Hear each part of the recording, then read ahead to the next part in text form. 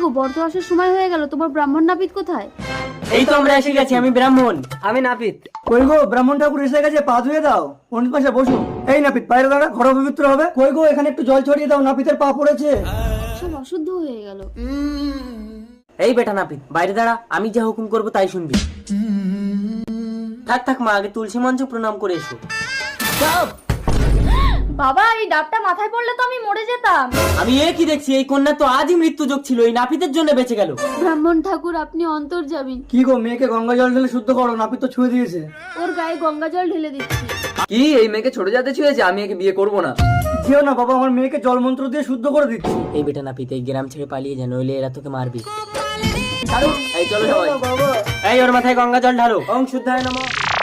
ব্রাহ্মণে তো মানুষ, নাপিতও তো মানুষ, কিন্তু এরা ছোট জাত বড় জাত বলে কেন? ব্রাহ্মণের সাথে থেকে থেকে আমি তো পুজো পাঠ সব শিখে নিয়েছি। অন্য পাড়ায় গিয়ে লক্ষণ পরামানিক